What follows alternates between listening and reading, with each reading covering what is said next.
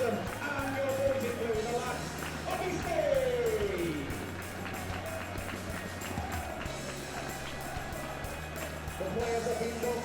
It's pretty much the vast majority of non-league matches in our area have been postponed, as well as Portsmouth away at Accrington Stanley in League One.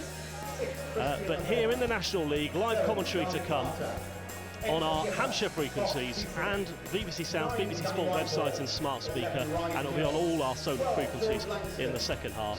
So it's Eastleigh to get us underway. The referee is Sam Mulhall, the referee who was actually the referee when Eastleigh played Maidstone a few weeks ago when he sent off Gavin Hoyt. And Eastleigh won by 5-2. There's substitutes as Wrexham play it on the edge of the penalty area from Palmer, back out to the right-hand corner of the box towards Mullin. He's going to try and place it with his left foot, and it just sails wide. An early chance for him, edge of the penalty area on 46 seconds. That goes wide past the post and out of play for a goal kick. Their substitutes: Rob Langton in goal, McAlinden, Dalby, Jacob Mendy and James Jones, who drops to the bench. Thomas O'Connor comes in there. One change, the man who was involved with the Southampton Academy and scored an overhead scissor kick at York, as Carter plays it short to Whitehall, and Whitehall goes wide to Rutherford with his orange boots. It's chipped in with the right foot, it's headed on towards Hill. Hill has it, left to the penalty area for the Spitfires. He's got the blonde-haired McKiernan behind him. Wrexham have got 7 players in the box. It comes back towards McKiernan. He's going to shoot with the right foot, and it sails wide past the post and out of play for a goal kick. But already inside the first 2 minutes, 1 attempt each from both sides. Yeah, I don't think either manager would be happy. It's quite expansive after a minute and 50 seconds that both teams have had shots at goal, but you would think the defences will try and tighten that up over the forthcoming minutes, but it's been a great start from both teams. Did it come off an Eastleigh player? Yes, it did. Out for a throw on this left on line with the Eastleigh penalty area, which Ben Tozer will take to Lee. Back to Tozer. Tozer forward to Lee on this left-hand side.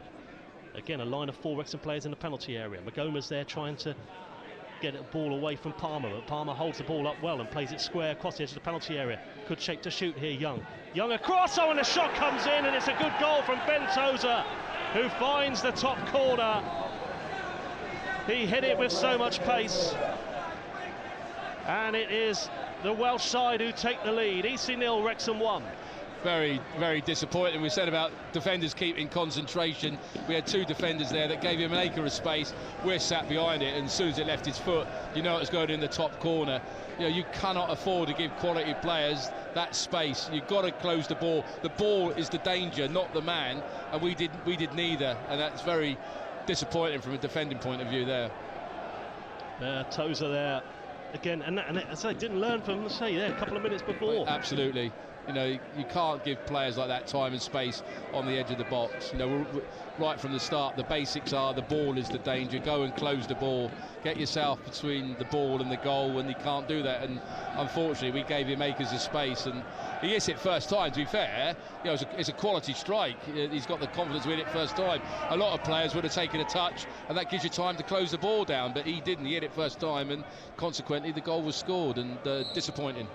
Rutherford to Whitehall. Whitehall brings it back now for Eastleigh. Can they get on the attack? It's square. This is good football now as they come forward here in numbers. There's 5 players on the edge of the penalty area. Carter goes out left. Cross comes in from Hill. Shot comes in from McKiernan. Clips the top of the bar and goes over. Much, much better though for Eastleigh, who went forward in numbers quickly over the crossbar. It was a very, very slick move down our left. Quality balls into the box. Found JJ in acres of space, and he's clipped the bar as the ball's gone over. But unfortunately, those are the types of chances that you've got to take. You've got to be more clinical against teams like Wrexham. They don't often happen. You're not going to get 5, 6, 7, 8 chances against Wrexham. They're going to come very few and far between. And unfortunately, that should have been on target. That should have been in the back of the net. And McKiernan, who's on loan from Watford. Imagine he'll be a Football League player one day though, but camp goes square to McKiernan. McKiernan has got Carter in space, finds Carter out left to Hill, in line with the Wrexham penalty area. Hill's got space all of a sudden, there's the penalty area. He shapes a shoot with the right foot, but the goalkeeper, Howard, dies down to his right at the end. It was a fairly comfortable save, but again, they're asking some questions again. Yes. And they've got the free kick 20 yards inside their own half on what was a sunny afternoon. It's clouded over now, and it's starting to darken here at the Silver Lake Stadium. We're going into stoppage time now. We're going to find out how many minutes of stoppage time. I reckon it's going to be 1. You think it was maybe 2? 2 minutes of added time indicated from the 4th official. As it comes back up to the edge of the penalty area, up to the edge of the 6-yard box, and Langston clears. and out of play for a corner kick. So might be one last chance for Wrexham here before half-time. You've got to stay focused here. And then Whitehall away to Hill. Hill only half away as Wrexham come back out to the edge of the penalty area. O'Connor goes wide to the right-hand side, crossed in with the right foot off Cisse. And then Wrexham going to try and regroup again as they come down that right, 15 yards inside the EC half. Short pass up to the edge of the D to Hayden. Hayden square. And then Lee's going to shoot with the right foot, and he places it beautifully into the back of the net. It's Elliot Lee, it's Wrexham just before half-time who extend their lead, and now it is a big task for Eastleigh. It's Eastleigh 0, Wrexham 2. That's exactly what Eastleigh didn't want. You know, again, we had chances to clear that ball. We took a touch in the box. I don't know why we took a touch in the box. Could have put the laces through it and cleared it up to the halfway line. You don't want to concede another goal just before half-time. Like I said, get minimal damage and then reinvent yourself for the second half. But now it's a tall task. Like I said, I don't see any weaknesses in this Wrexham side whatsoever. And now you just hope now that we can compete in the second half and not allow it to become an avalanche, because if they get an early goal in the second half, there's going to be problems for us. Yeah, Wrexham, they've scored 4 or more goals in 7 of their games, including a 7-5 win over Barnet, 6-0 against Torquay. They lead 2-0 here at half-time, which I think... Let's see what they can do. Corner swung in towards the near post, a diving header, sails wide, past the post, another play for a goal kick.